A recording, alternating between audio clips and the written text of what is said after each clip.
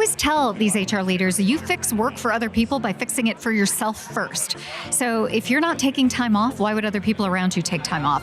If you're not going to the doctor and getting that checkup and you're feeling burnt out, your body battery is low, imagine your team. And beyond that, imagine your customer service reps or your people in the field, right? They learn from you in this position of HR. But so often HR leaders feel like they float between the executive leadership team and the workforce. They often feel like consultants when they're not consultants. And so my message to this community is really to start focusing on your own experience. Me first. I'm an employee too, and if I'm not having a great time here, why would anybody else have a great time?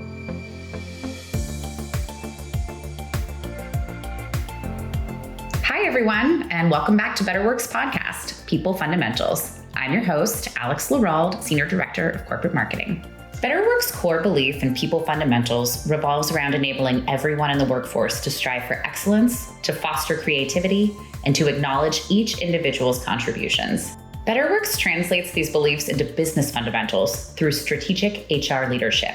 And in this show, we're diving even deeper into these principles as we hear from the experts about how you can make them come alive in your organization. We're interested in transformative workplace culture and how self-leadership and individual accountability can play a role in driving positive change. And so that's why, in this episode, we're talking to Laurie Ruettimann. If you don't know Laurie by now, here's what makes her such an incredible and influential figure in the HR world. She has spent 2 decades working to reshape employment experiences through her candid narratives, innovative approaches, and an unwavering commitment to improving job satisfaction. Laurie is driven by a desire to confront outdated workplace norms. In fact, she transitioned away from corporate America to do just that, advocate for change, through her writings, speeches, and consultancy work. She's recognized by CNN as one of the top 5 career advisors in the United States. Laurie is also the author of Betting on You, and she's a podcast host, bringing life to the very human side of HR and sharing best practices through Punk Rock HR and her new series, Corporate Drinker. She's always entertaining, always interesting, and has a definite point of view. Laurie and I cover a lot of ground in our conversation, which took place during HR Tech 2023 in Las Vegas. We dug deep into her current ventures, including her partnering with Aptitude Research to uncover how HR really feels about their performance management processes. Her goal is to figure out why there's sometimes a disconnect between HR and employee perceptions, and learn why simply investing in HR technology itself isn't good enough. Spoiler alert, you need to create a culture that understands and believes in the value of the employee experience. We also had a great chat about what we can all learn from a younger employee base. She says that what Gen Z tends to do quite well is separate their work from their identity, a practice that's illustrated by one of Laurie's biggest refrains: your work is not your worth. So why aren't we all doing this? Isn't this something that we can all practice to lead better, more fulfilled, and balanced lives? Laurie definitely believes so, and she lovingly puts faith in the capabilities of BetterWorks for helping employees get there. Thanks, Laurie. Listen into answers to these questions and more. And there's also plenty of levity and some intriguing stories like Laurie's Las Vegas wedding and the security camera footage. And how her deep familiarity with the city makes her the best tour guide, especially if you have a fear of snakes. Snakes in Las Vegas? And on the more serious side, hear her share the most critical advice for those starting out in their careers.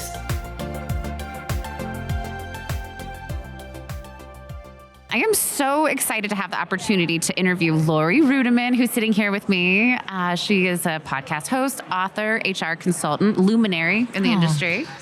So welcome, Laurie. Well, thank you so much. I'm happy to be here. And the BetterWorks booth, I have to say, looks gorgeous. So congratulations on a good show. Thank you. Thank you. Yeah. How has your week been so far?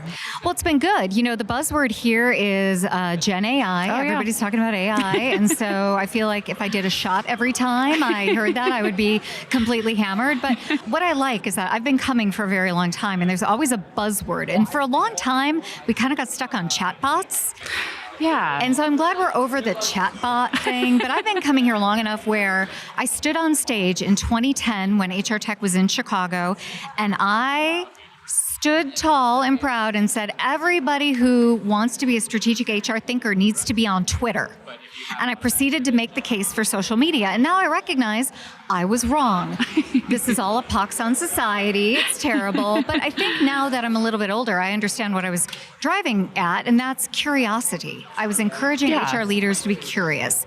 Do I think technology is a solution to anything? No, I think people are the solution, but technology is a lever. And so if we've got the tools around us and we have the will to do good, I think anything is possible. It's just the will question. That's a real important one. Oh, yeah. Yeah. And as we were chatting, you were telling me about some interesting research you've just done. And I'm curious. Yes. Share with our listeners this data. As part of my weird portfolio career, I'm very curious about the world of work, labor, and the economy. I've partnered with an organization called Aptitude Research. And they've kind of made me like an analyst intern, like I'm getting coffee from my friend Kyle and my friend Madeline. But we decided to really go deep on performance management because we were inspired by BetterWorks' amazing research that you did a little over a year ago, really looking at how broken performance management is in many organizations. And while you really went deep on the employee perspective, we thought, well, let's just talk to some HR people. So we've surveyed over 200 HR leaders, strong practitioners, and the answer is that many of them have invested in the past 18 months in HR technology. So that's good. We're glad to hear that, right? And it turns out they're like, yeah, it's not great, but it's good enough. It's good enough. Yeah. And the answer is it's not good enough. And so the disconnect between what HR professionals think and feel and the employee experience and even the executive expectation is pretty strong. And so we're going to go deep and do some real thoughtful interviews and pull some stories out of this to understand, why do you think it's good enough? And don't you think your employees deserve more? Yeah, and wouldn't you think that the true measure of whether performance management software was working would be your business results attainment?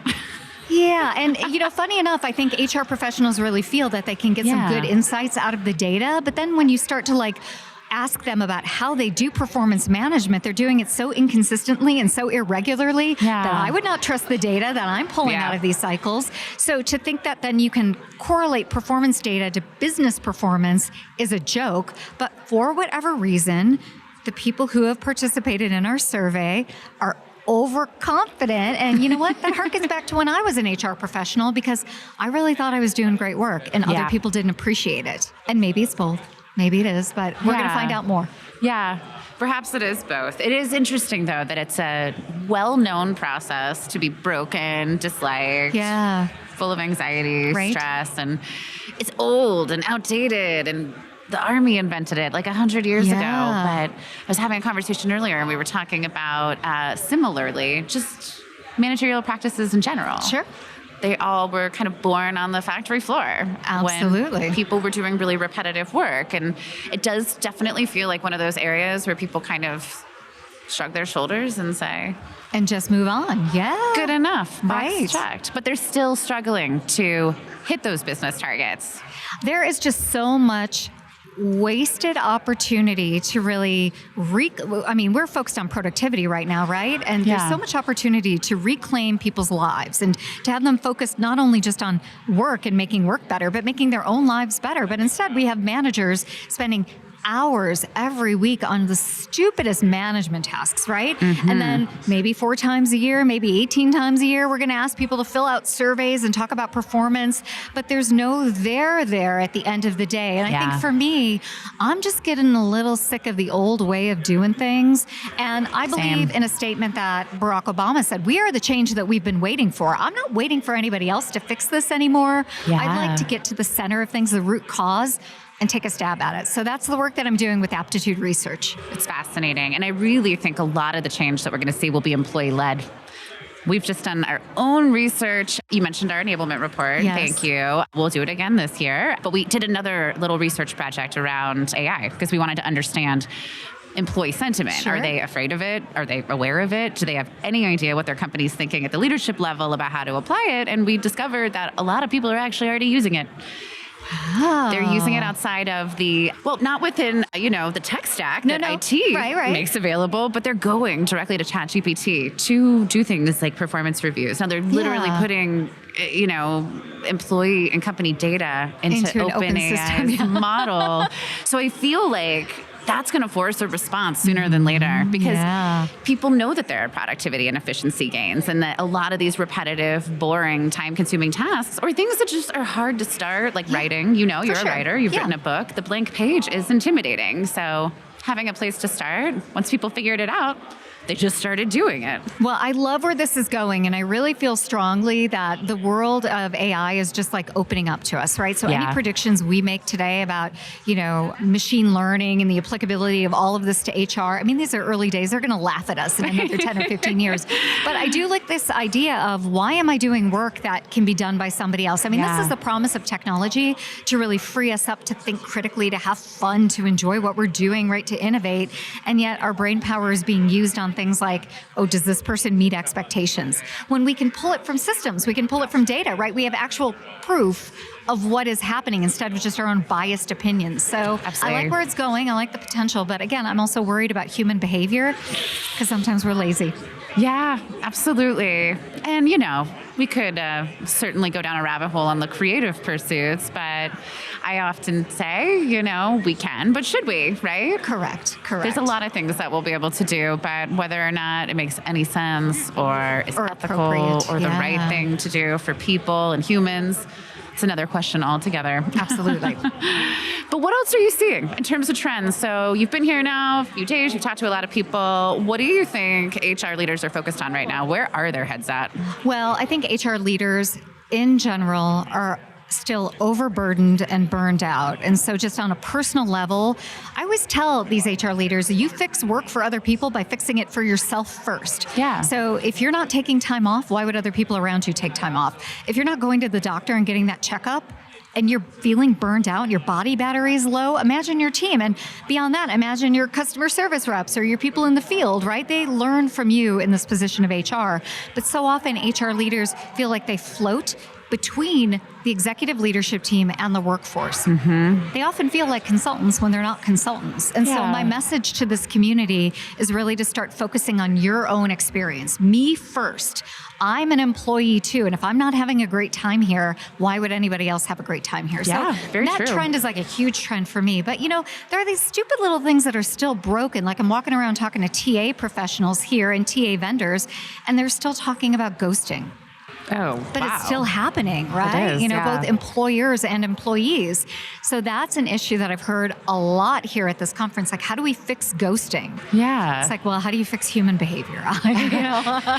These are big questions to wrestle with here. Right. I mean, super interesting. It is. But also the question around benefits and how do we properly allocate benefits and benefits usage? That's another thing that people are talking about here. So, as health insurance and healthcare continues to grow, how do we make sure we're getting the right plans for our workforce? Yeah. But also plans that are cost effective and will be utilized. So, I mean, those are the things that I'm hearing here.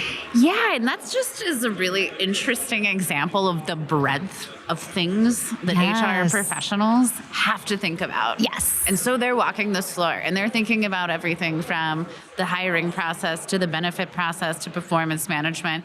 How do you advise people to prioritize these things? Well, so often nobody asks me for advice on how to prioritize things because they're just swamped, right? Yeah. When you work as a leader in human resources, you really are putting out a million fires all at a time, right? So absolutely. It's not an issue of priorities because truly you prioritize based on what the board wants you to prioritize on or your leadership or your shareholders or whomever, right?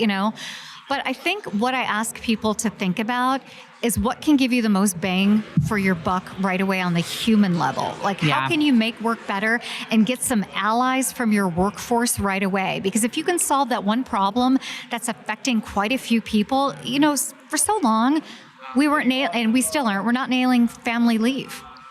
Why wouldn't you tackle that? That's a huge problem. And it's such an amazing thing that if you can get the policy right in your organization, you put some wind underneath people that you can go tackle other things. So absolutely. I like to figure out what's really driving some of the most discontented issues in the workforce and go there. absolutely. I mean, I can speak to that experience myself, having 2 children and at my last company, a company I loved working for and still love. Yeah. But when I started, prior to their IPO, they had no parental leave policy, and I had to really contemplate whether I was going to stay. Wow, yeah. Because I had already kind of been through the unpaid leave and wasn't wants interested in that? going down that Yeah, road again. right. But it is Yeah. a really interesting question. What's happening that you don't know is driving people out the door that you could easily solve? Just go tackle that. I think that's really important. Yeah. Absolutely. I mean, it's not like that's an easy win and an easy thing to do very often, like instituting, progressive child care policy, right? Yeah. And reimbursements for that. All very difficult, complex problems, but you do one of those a quarter, you're gaining fans, and HR needs fans more than ever. I mean, we're fans of the workforce. We need them to be fans of us. Absolutely. And what do you see happening in the C-suite these days? So we talk a lot about strategic HR, empowering HR leaders. Is that coming to fruition? Are we still struggling there from your point of view? I don't know that we're struggling there. I think, CEOs have a perspective all their own, but I think CEOs are more distracted than ever. I just heard a statistic that 77% of CEOs are having trouble balancing tech and life. They always feel like they're on. And I know I feel that way, and I'm just a CEO of a very tiny little company of my own, So imagine being, CEO of a publicly traded company. You're always on your phone. You're always on your iPad. So if you're constantly being pinged, how can you even really form an educated opinion about an HR leader? Because you're so distracted. So I think that distraction needs to be tackled, and that's one of the most important issues I think is facing a CEO these days. They're just spread too thin, and the phone and the iPad doesn't help. Oh, absolutely. And, I think we all are guilty of sometimes forgetting that good decision-making requires thinking. Yeah, and it requires sleep and focus. Nutrition. And nutrition. Yeah, I mean, all exactly. these things that nobody ever does for themselves. And the more we take on progressive responsibility in our organization, the more we just abdicate that this part of our life that's healthy is going to go away, for the paycheck. And with more and more technology, you would think it would be the opposite. It should help us live better lives, and that doesn't always happen. So I know BetterWorks is really on a mission to make the performance management process at least not be so onerous for people. Absolutely. To provide continuous feedback, to make these relationships richer and better.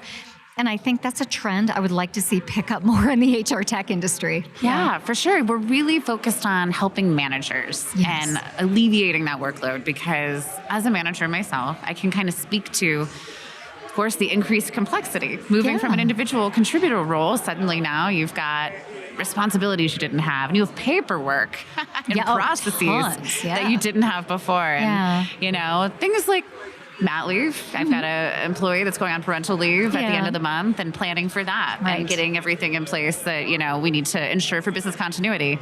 It's a ton of work in addition to my day job, right? Absolutely. And we wonder why there's a shortage of people raising their hand and saying, I want to be a manager.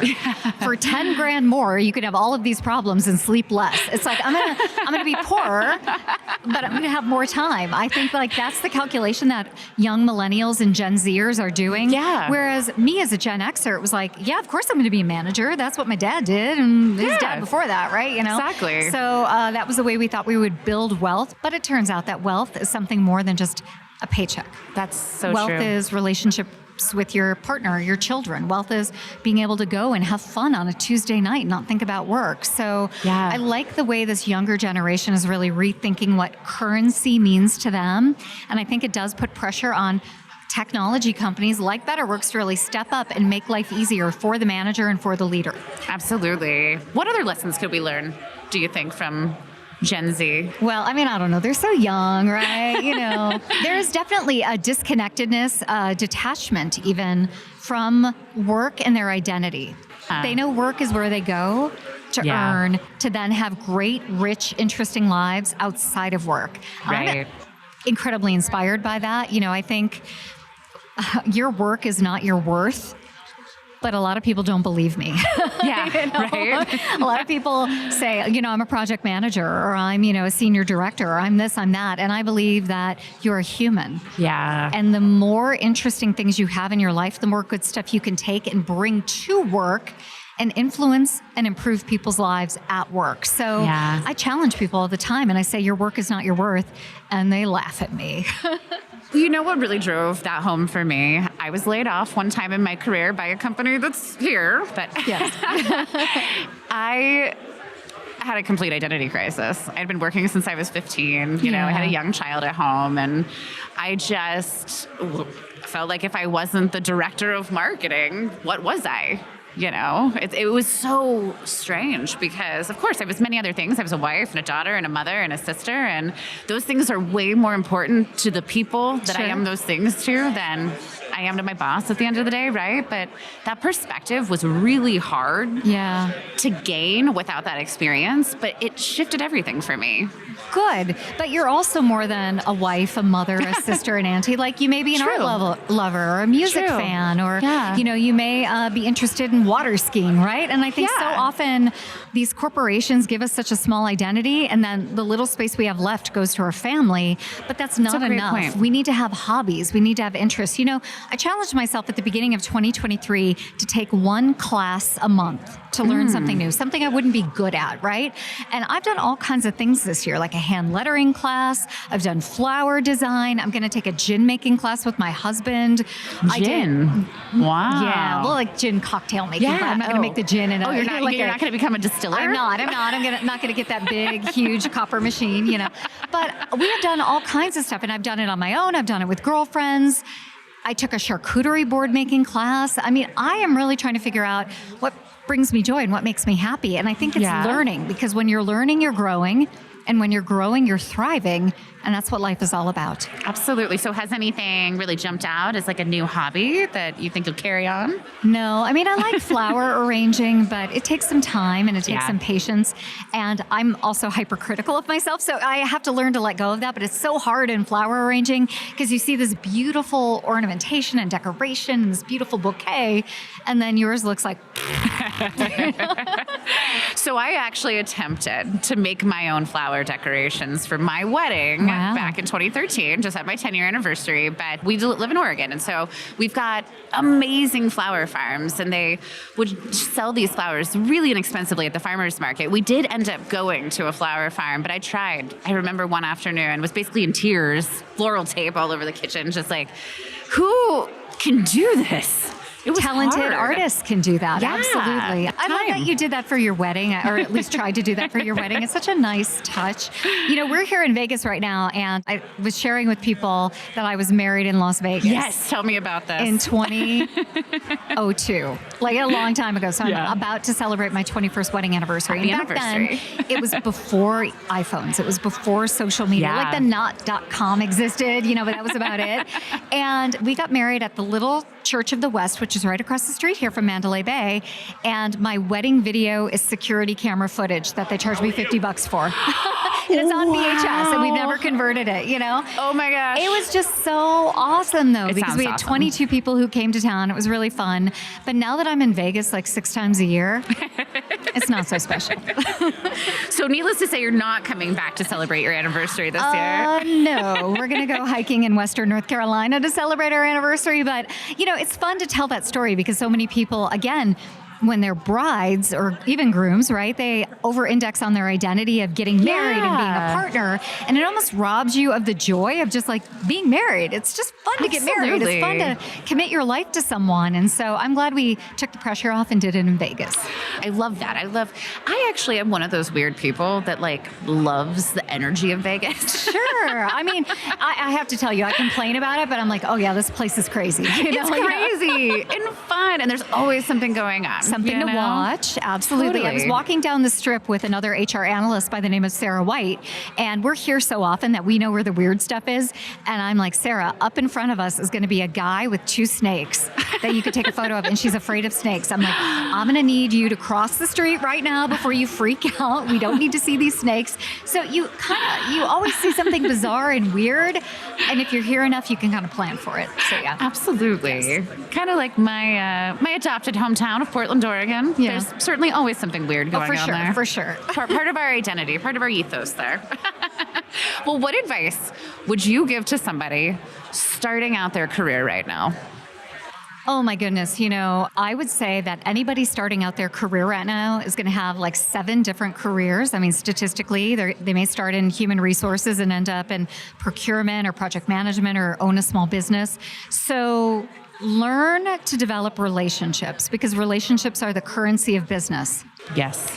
If you don't know how to listen to someone, how to compromise and reach that healthy compromise or productive solution, if you don't know how to have someone's back, if you can't think strategically about how this person is a good human, even in this difficult moment, you're not going to survive in any job, let alone any career. So really, relationship building, I think, is the most important thing. And, you know, someone told me very early in my career, we don't expect you to do anything the first year except develop relationships. And I'm like, that's stupid. I don't believe that. And I wish I would have spent more time developing relationships, because that's what opens you up to do the cool stuff later on.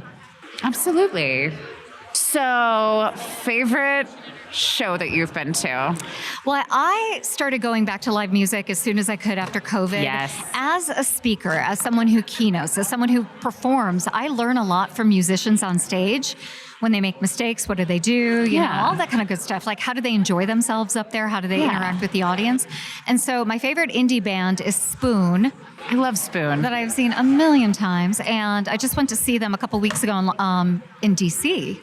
And it was really fun. And it's a bunch of middle-aged people bopping around, you know? So it was great. It was my crowd. But the best concert I've seen post-COVID was Rage Against the Machine. Oh, yes. In Raleigh, North Carolina, where I live, at a stadium that was sold out with 80,000 people. And it was loud and it was booming and it was almost like tribal in a great way. And again, the way that the band interacts in a large venue with the audience was really inspiring. And it just reminds me that whenever you perform, whenever you speak, it's not about you, it's about the people in the audience. And if you can remember that and deliver on the promise to both inform and entertain, you're doing right. Well, thank you so much, Laurie. I really appreciate it. I love just getting to meet everybody that I've worked with, other capacities in person this week, and talk to you. It's been really fun. I'm really pleased to be here. And listen, anytime you need a friend to just come hang out at the booth, I'm your girl. Perfect.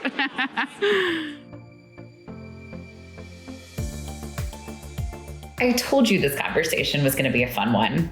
I loved when Laurie pointed out that we're still in the early days of how AI and machine learning will be affecting the world of HR. And it made me reflect on what we'll be seeing in the coming years. And like she says, the more that we can automate some of these crucial tasks in equitable ways, the more time we'll have to focus on deepening employee satisfaction and finding our own, often elusive, work-life balances. Great HR tech allows managers to foster better relationships between employers and employees, something that we strive for here at BetterWorks.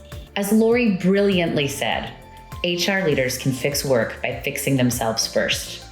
Take some time to think about how you can utilize modern tech at your organization to alleviate burnout, develop better communication between leadership and the workforce, and model these behaviors for your team.